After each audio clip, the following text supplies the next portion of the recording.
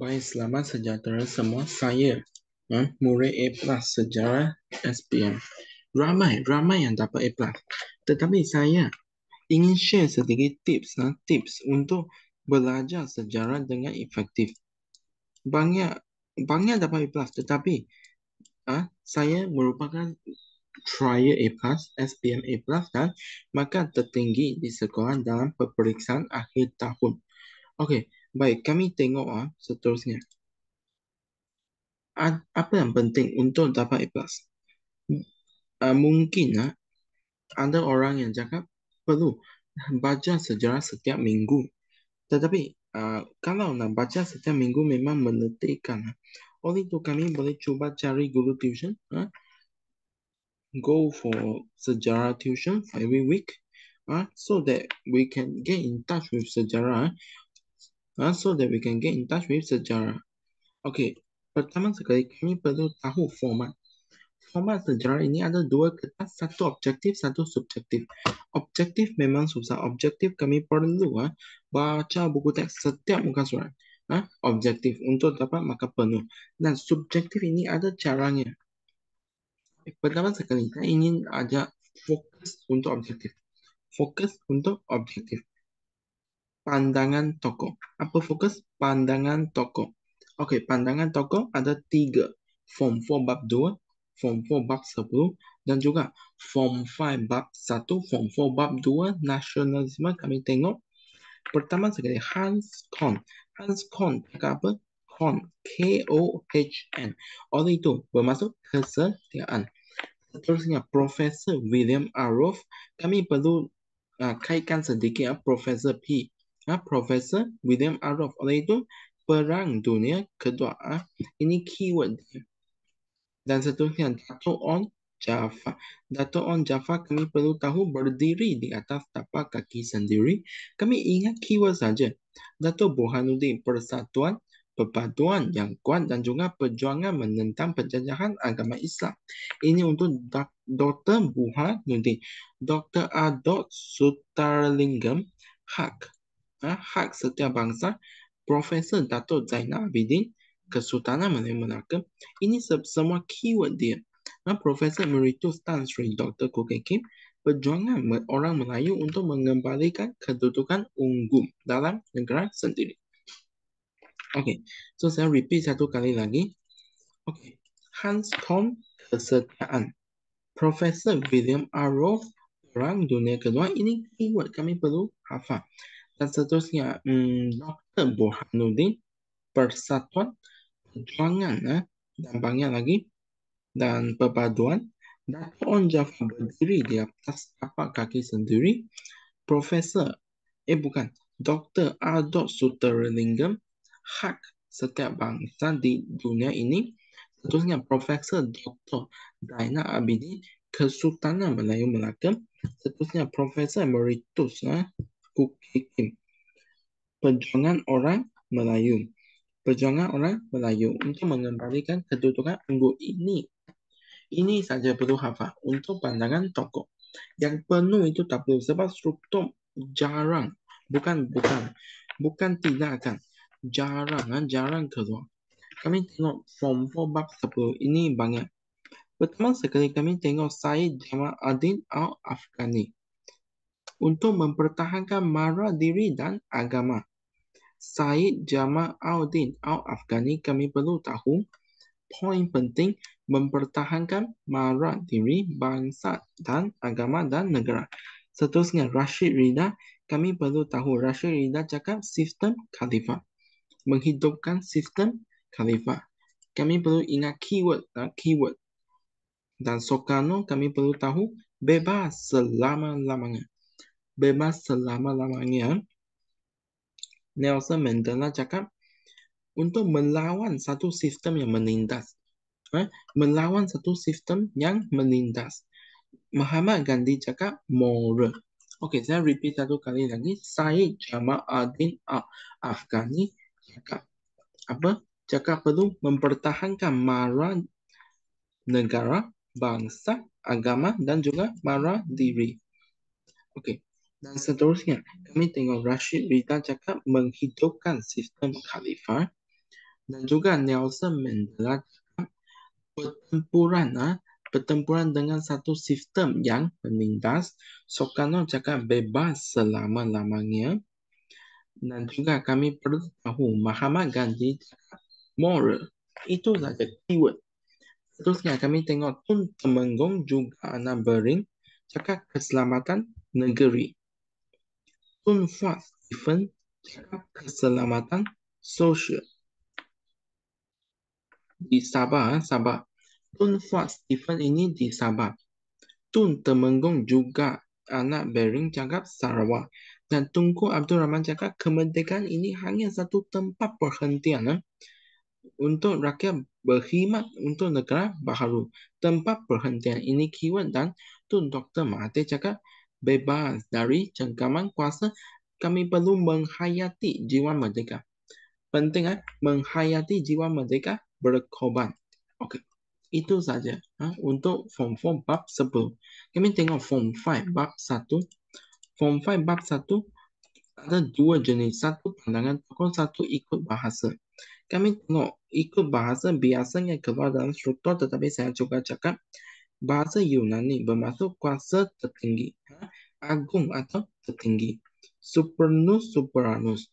Supernus, supranus, agung atau tertinggi, negara yang bebas dan merdeka. Kami tengok bahasa Inggeris sovereignty. Kalau kamu tahu bahasa Inggeris sovereignty bermaksud kedaulatan. Sovereignty bermaksud berkuasa penuh terhadap pemerintahan. Bahasa Arab perkataannya perkataan daulah. Daulah kuasa pemerintahan. Dan bahasa Melayu perkataannya daulat kekuasaan tertinggi. Dan seterusnya kami tengok pandangan tokoh. Aristotle cakap kuasa tertinggi dalam pemerintahan, kerajaan terikat undang-undang. Ibnu Khaldun cakap semangat kekitaan. Semangat kekitaan, semangat beragama dan rela berkorban. Dan seterusnya John Bodin. John Bodin cakap kuasa tertinggi negara. Kuasa tertinggi yang tidak terbatas untuk melaksanakan undang-undang. Tunku Abdul Rahman cakap kebebasan, kebajikan rakyat. Tun Dr. Mohamed Saleh Abbas sebagai mantan Ketua Hakim Negara cakap negara ini ada kebebasan pada peringkat antarabangsa.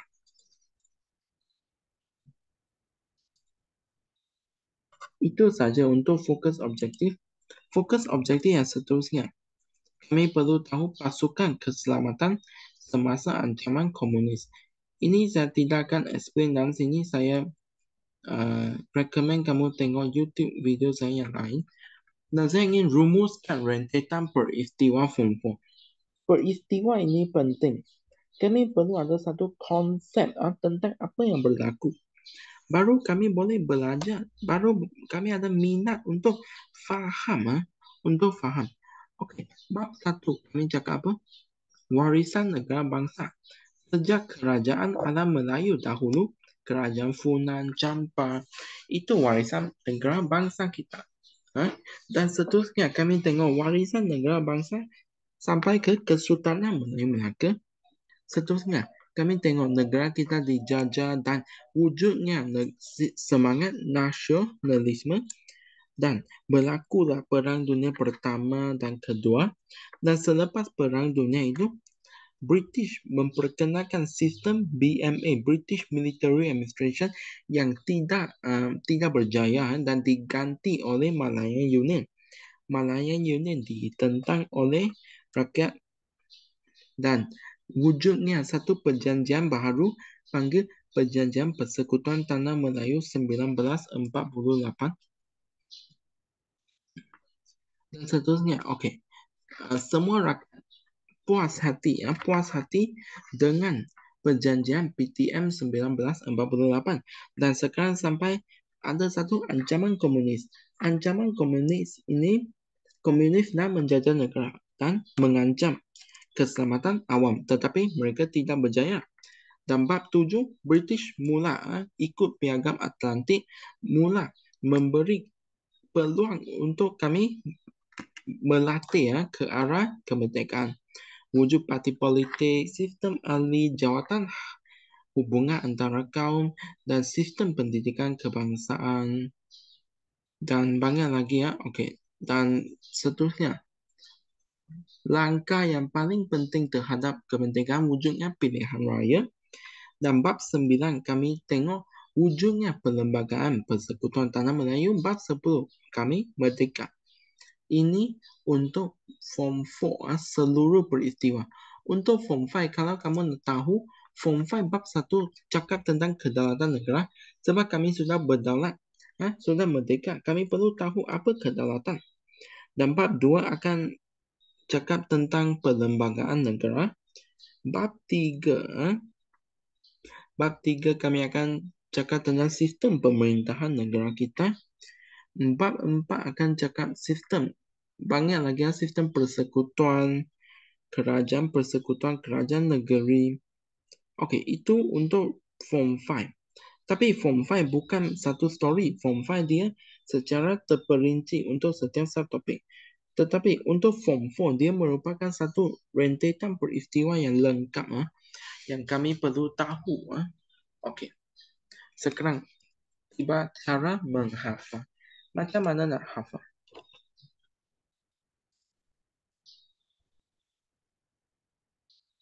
Macam mana nak hafal? Okey, sorry saya tak buka skrin. Tetapi okey, sekarang saya buka sebab saya buat recording. Tetapi tak penting yang apa saya cakap sudah cukup. Okey. Sekarang kami tengok cara menghafal. Pertama sekali, ini penting ini penting. Kami perlu tahu senarai markah possible. Senarai markah possible. Okey, ada banyak, satu markah objektif, dua markah untuk struktur, tiga markah untuk struktur, empat markah untuk struktur atau esei, enam markah untuk esei, lapan markah untuk esei. Ini fix. Fix senarai markah ini. Okey, kenapa saya cakap penting? Sebab kami boleh tengok subtopik. Mana subtopik yang ada 5 poin, kami perlu hafal 4 saja sebab tiada 5 markah, ada 4 markah saja. Mana subtopik ada 7 poin, kami perlu hafal 6 poin saja sebab ada 6 markah saja. Mana subtopik ada 3 poin, kami perlu hafal 3 poin sebab mungkin keluar 3 poin. Dan kalau subtopik itu banyak poin, lebih daripada 8 poin, kami hafal 8 poin, sudah cukup. Ini tips untuk hafal. Dan seterusnya, kami perlu pilih poin yang pendek untuk hafal. Poin yang pendek untuk hafal. Dan jangan pilih poin yang panjang sebab susah untuk hafal ayat yang lengkap itu. Dan tips 2, kami selalu hafal lebih banyak poin. Contohnya, 8 maka kami hafal 8 poin tak cukup, kami mungkin akan lupa poin itu. Oleh itu kami best kami hafal 10 poin supaya ada backup. Dan seterusnya, kami bukan hafal ayat yang lengkap itu, kami pilih keyword untuk hafal. Macam tadi okey, kami tengok. Macam Hans Kong, kami ingat kesetiaan. Okey. Dan seterusnya, kami tengok cara jawab kebat. Sebelum kebat, saya memberi sedikit tips lagi. Kami perlu jawab betul semua kebat. Perlu jawab betul semua kebat. 40 markah sudah dalam genggaman. Ini penting. Dan saya recommend, ini cara saya, bukan semua orang perlu ikut. Ini cara saya, jawab kebat selepas jawab semua struktur dan esei yang perlu hafal. Sebab apa? Kebat ini tak perlu hafal. Tetapi struktur esei itu perlu hafal. Dan kalau soalan itu perlu hafal, kami mungkin akan lupa jika kami buat kebat dahulu. Oleh itu, yang tak perlu hafal kami tak buat dahulu. Sebab kami hafal baru pergi exam. Oleh itu, kami buat yang perlu hafal dulu. Kami output semua yang kami hafal. Dan selepas jawab semua, kami baru buat kebat yang tidak perlu hafal. Dan selain itu juga kami bagi lebih masa untuk jawab kebat. Sebab kebat boleh tulis panjang untuk confirm dapat 40 markah. Dan tips ketiga, cikgu saya selalu beritahu pisahkan isi kepada beberapa perenggan. Satu isi satu perenggan pun boleh untuk senang disemak. Dan personally, Personally, pada pandangan saya tak buat banyak latihan struktur dan esei sebab memang membazir masa. Saya tak buat banyak latihan struktur dan esei. Kenapa saya cakap bazir masa?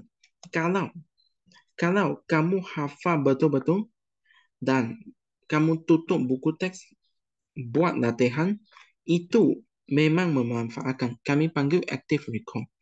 Tetapi kalau kamu buka buku teks dan kamu tengok dan kamu saling bulan-bulan dan jawab banyak latihan struktur esei, itu tak akan berguna sebab kamu lihat buku teks dalam exam kamu tak boleh rujuk. Kamu perlu guna otak kamu untuk berfikir semasa membuat latihan. Kamu perlu tutup buku. Itu baru membantu. Okey. Dan kalau kami tak boleh, lebih baiklah kita guna masa membuat latihan sambil salin dari buku teks itu untuk hafal fakta dalam buku teks. Kami hafal fakta dalam buku teks dengan baiknya, hafal sehingga kami boleh cakap poin itu di depan kawan kami. Itu kamu sudah hafal. Dan selepas hafal, bolehlah cuba cari satu A4 paper untuk tulis. Tulis poin-poin yang kamu sudah hafal itu. Tulis poin yang kamu hafal itu. Ini panggil active recall. Active recall. Kamu ingat balik apa yang kamu belajar. Ini memang efektif. Dan untuk saya selalu buat soalan objektif. Soalan objektif untuk 20 negeri trial saya attempt dan juga buku objektif lain saya juga beli. Modul objektif. Objektif ini memang membantu untuk mengukuhkan konsep saya terhadap bab tertentu.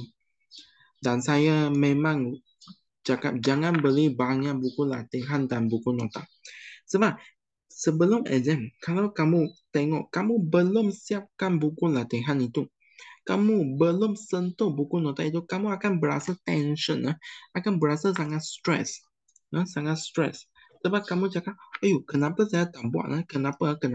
Dan kamu akan cakap, ayah, tak ada hope lah, tak akan score kali ini, tak boleh. Kami perlu ada keyakinan pada diri sebelum pergi ke peperiksaan. Oleh itu, kami jangan beli terlalu banyak buku latihan. Kamu tak akan siapkan buku latihan tersebut sebab banyak resource, modul, nota, kertas trial sudah available secara percuma dalam online secara maya. Kamu boleh buat di laptop kamu. Itu free dan saya tak guna nota apa, saya guna nota tuition saya. Sebab kami perlu fokus pada satu nota cukup, satu nota. Dan kami sering baca nota itu. Sebab nota-nota buku rujukan semua poin dia berbeza.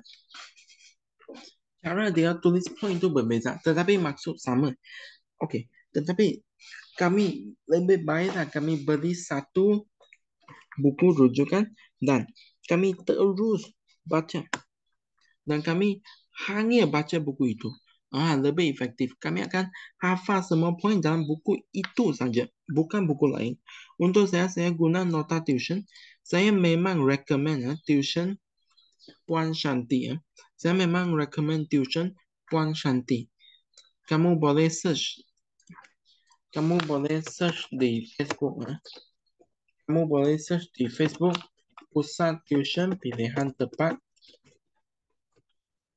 Kamu cari tuition sejarah dan kamu bolehlah join kelas Puan Shanti. Puan Shanti merupakan seorang guru di sekolah yang berpengalaman. Beliau sangat berpengalaman, sudah mengajar banyak tahun dan cara ajar beliau dia akan repeat point yang sama untuk kamu ingat baik-baik. Ini saya sangat suka cara mengajar ini. Dia akan repeat. Kadang-kadang dia buat revisi form 4, revisi form 5 dan topik-topik fokus banyak lagi banyak aktiviti, nota menarik, latihan. Beliau selitkan banyak latihan dalam nota beliau, banyak latihan dan kami selepas dengar kelas beliau, kami boleh cuba jawab soalan itu dalam Zoom chat. Dia akan tanya, kami akan jawab. So, sangat baik cara mengajar beliau. Okey, seterusnya kami tengok cara untuk jawab kebat. Hebat 40 maka ada dua jenis, satu tertutup, satu terbuka. Untuk yang tertutup, ikut teori buku teks. Ikut teori buku teks. Contohnya, kepentingan sistem persekutuan. Ini dalam buku teks ada. Dan kami perlu ikut buku teks. Ini panggil kebat tertutup. Kebat terbuka, maksud apa? Ikut pandangan anda. Apa-apa pun boleh tulis. Ikut pengetahuan sejarah anda. Dan untuk kebat terbuka ini, saya rumuskan ada dua jenis. Satu langkah, satu kepentingan. Satu langkah, satu kepentingan. Fokus soalan itu ada dua saja. Satu langkah, satu kepentingan. Dan 8 poin. 8 maka bermaksud 8 poin beberapa huraian dan satu kesimpulan. Jangan selalu tanya di Telegram atau apa. Okey, 8 poin. Perlukah saya tulis 8 isi 8 huraian? Ataupun bolehkah saya tulis 8 isi 4 isi 4 huraian? Ataupun saya perlu tulis isi huraian contoh kesimpulan untuk semua poin baru boleh dapat markah penuh. Saya sudah tanya beberapa guru yang berpengalaman dan mereka juga jawab tak perlu. 8 poin, 8 markah itu saja. Tak kira kamu huraian contoh poin. 8 poin bermaksud 8 markah dan tambahlah satu kesimpulan. Kesimpulan itu untuk meningkatkan level jawapan kamu menjadi lebih baik. Okey, dan seterusnya kami tengok kebat terbuka. Kebat terbuka ada dua jenis, satu kepentingan, satu langkah. Kalau kebat terbuka langkah, kami guna poin-poin dalam 1.4 form 5. Langkah mempertahankan kedaulatan negara. Sudah cukup. Kalau kami baca dan hafal poin-poin dalam 1.4, sudah cukup untuk jawab semua kebat terbuka fokus langkah.